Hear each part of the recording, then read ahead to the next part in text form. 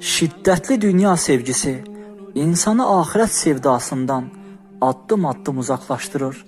Uca Allah buyurur ki, xeyr, siz dünya hayatını oldukça üstün tutursunuz. Ahiret ise daha hayırlı ve daha üstündür. Başka ayette buyurulur ki, siz dünya menfaatlerini isteyirsiniz. Allah ise ahireti kazanmağınızı isteyir. Allah qüdrətlidir, müdrikdir.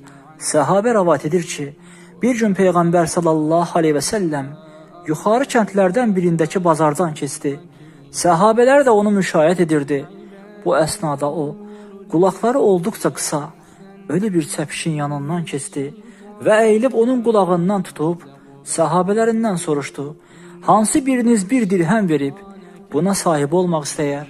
Onlar dedilər, bir dirhəmdən az bir şey müqabilində belə o bizə lazım deyil. Biz onu nəyə istifadə edəcəyik? Peyğəmbərimiz yenə soruşdu. İstəyirsiniz havayı olaraq o sizin olsun. Onlar yox dedilər. Peyğəmbərimiz bu sualı 3 dəfə təkrar etdi. Onlar isə belə cavab verdilər. Yox, vallahi ki istəmirik.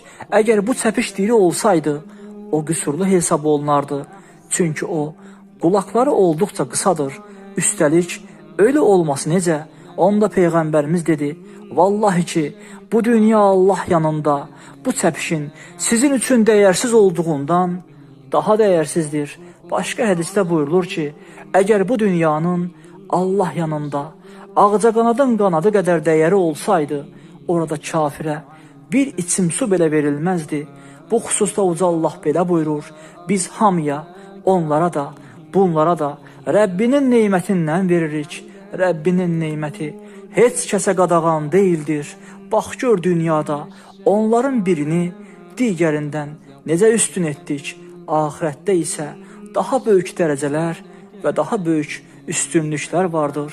Zahid kimdir sualına İslam alimləri belə cavab vermişlər. Neymət verilincə şükr edən və bəla verilincə səbr edəndir. İmam Əhmədə sual verilir ki, mal mülkü olan insan zahid ola bilərmi? Cavabında buyurur ki, əgər mal mülkün çoxluğu ilə sevinmirsə və azalması ilə üzülmürsə, zahiddir.